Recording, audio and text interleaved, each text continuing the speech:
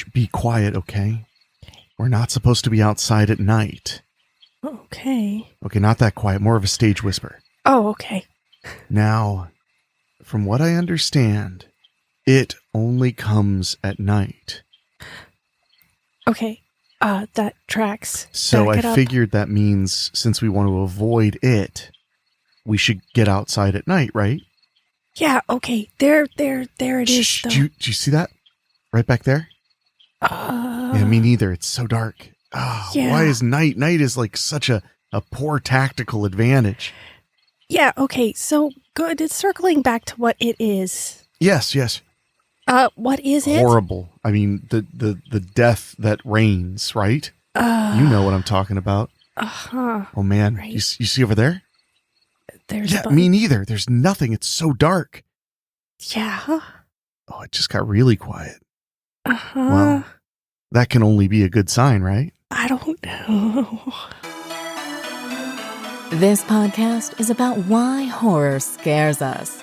What deep, dark, secret, scary cinema shines a light on. The discussions are frank and involve conversations about abuse, trauma, and mental health. There are also spoilers, so keep that in mind too. Now, sharpen your machetes and straight razors, because this is Cutting Deep into Horror.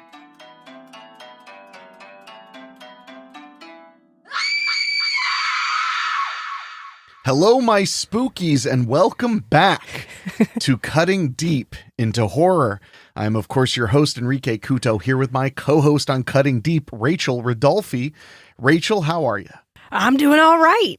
Yeah? Yeah. I'm not dead yet, so that's good. No. January, we could not really find the time to do the show, which is pathetic because we live in the same house. Yeah. But here we are. It's February, and I'm excited because we're talking about a film that I think doesn't get nearly enough love, and that is 2017's It Comes at Night. Yeah. This is one that passed by a lot of people's radar, although it was a modest hit. Yeah. When it came out, it did $20 million at the box office against a $5 million budget. Okay. It was right at the initial upswing of A24 becoming like a name in elevated horror. Yeah. Which I always love that because you ask people, what does elevated horror mean? And they're like, oh, well, it's like horror, but it's got like a deeper message that makes it scary. And it's like, so most horror movies, I mean, the Dracula is about STDs. The Birds is about communism and isolationism. Night of the Living Dead is a ripoff of The Birds, so it's about communism and isolationism. I love Night of the Living Dead, but it is such a ripoff of The Birds. It's the same concept, just swap birds with zombies. It is the exact same thing. But now that I've gotten everybody upset, As you like to do. well, it's not on purpose anymore. It's really just a way of life. Yeah. I do want to mention, I try not to do this. It's kind of a cardinal sin, but It Comes at Night is not readily available to stream, like with an included subscription on really any major service. You can, of course, rent it on Amazon. You can watch it on Cinemax. If you have like the add-on, the digital add-on, Cinemax has it right now, but you can rent it for like $3. And I will say, because we're going to spoil the hell out of it, including why I think a lot of the negativity that came out about this movie when it first came out is completely BS. We're going to dive pretty deep. So if you haven't seen the film, I also think you'll just enjoy a good creepy scare. Yeah. It's just a solidly creepy, eerie film.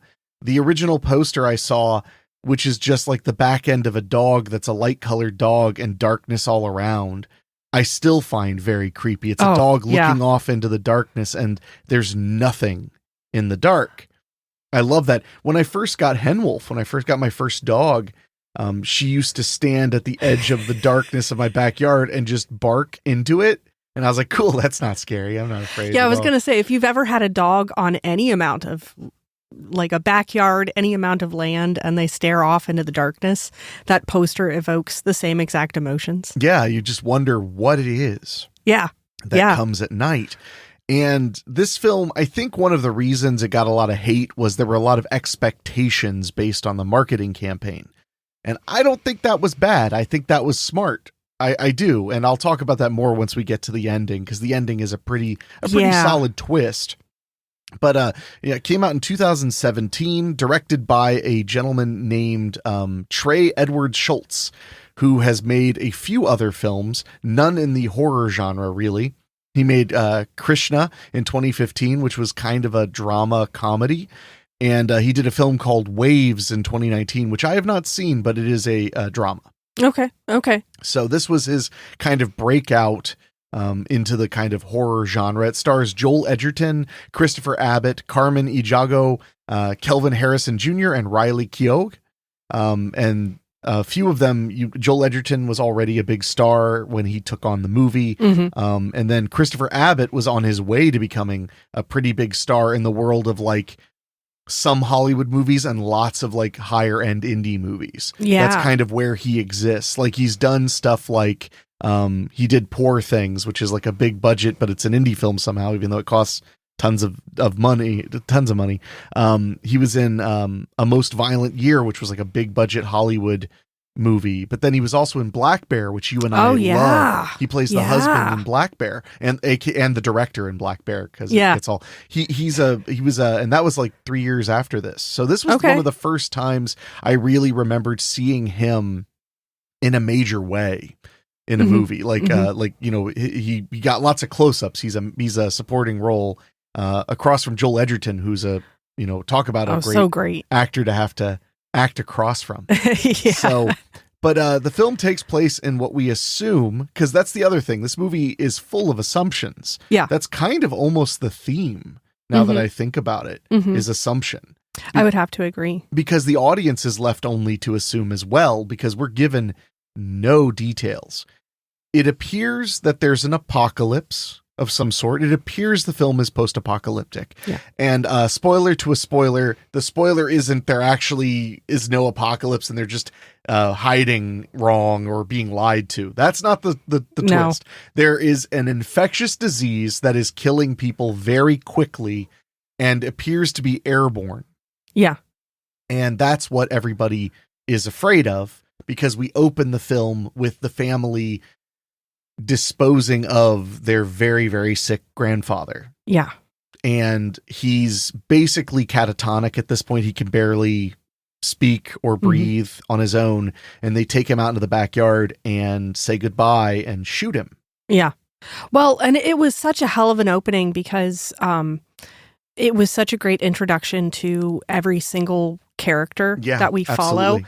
Because, it opens with the grandpa catatonic in his bed, and the dad's kind of like off a ways in the room, just the silent guardian, and, the son and the mom are sitting there at the bedside, but they're, wearing their PPE, their protective gear.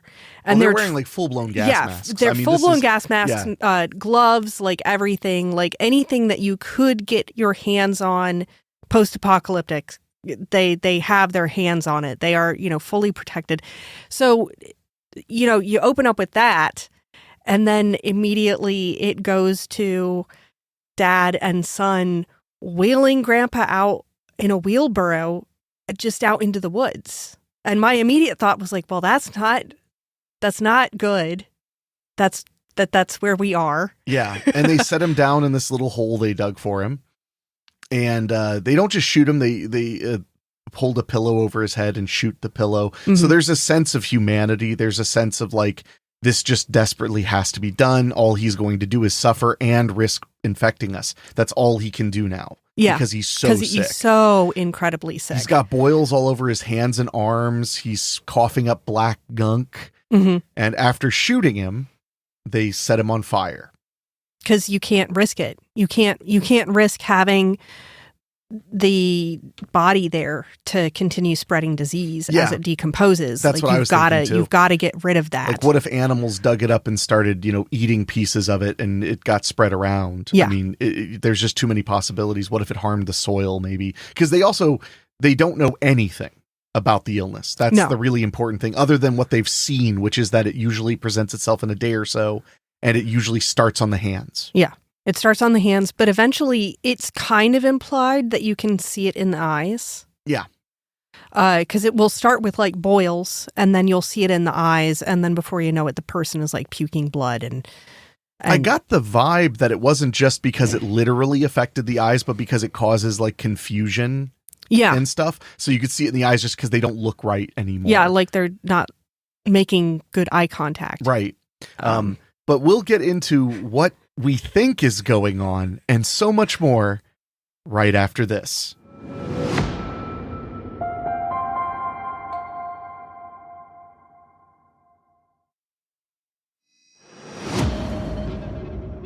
And we return now after this Vikings funeral for their grandfather. We are introduced to the family a little bit more intimately. Like we get to see them up close and personal. We find out that it is, of course, the father, Paul, and then, of course, Sarah, Paul's wife, and Travis, Paul and Sarah's son. Yeah. And the man that they had just put down was Bud, Sarah's father. So it was Paul's father-in-law that they had to just put down. And it becomes very clear, I would say immediately, that Travis was very close with his grandfather. Yeah. I get the sense that, and you probably picked this up too, that Travis is very much closer with his mother than his father. It seems that way. And throughout the movie, we kind of start to see why there is that distance. So I feel like there was a lot of development and revelation there that was really good. But yeah, even in that opening scene, or, close to opening scene, when they're sitting around the dinner table, all silent and sullen, and we find out the significance of this later, but they've all just finished their dinner, they're sad and they're silent, and Paul, the dad, gets up and he cleans up everyone's dinner plate. And we find out later, when they talk about the family rules, like that's a huge deal. Yeah. That he was taking that on for them. I didn't even pick that up. You're right. No, because he mentions when a little bit later on, when new people move into the house, he mentions that like they don't have a ton of rules, but they have like 6 or 7 that are like set in stone. Yeah. That is part of the routine to help the house stay together. And one of them is everybody cleans their own dishes. Yeah. So him taking you're right. That was a sign that he was trying to comfort them. Yeah. And later on, there's a great part where Paul is grabbing his son and he's like, you can hate me for this. Like, I'll be the bad guy. That's fine. Like, he's just saying that to him because all he cares about is his son's survival. He's like, you can hate me for this. I'll be the bad guy. Like, yeah. you are not doing what you I want you to live. Yeah. So I'm going to be the bad guy for you. So I will tell you, absolutely not. You can't do this. Yeah. So we're also introduced to Stanley, the family dog, who we later find out is actually the grandfather's dog. Was initially. I mean, who knows? That's the other thing. So we don't know how long they've been here. We don't. No. And even, and I love it. The exposition, there's so much but so little. We know there's a disease. We know that the cities started being affected first. But how long this apocalypse has been going on, we have no clue. And nobody gives us any iota of a clue. So it could have been going on for, a couple years. It could have only been like several weeks.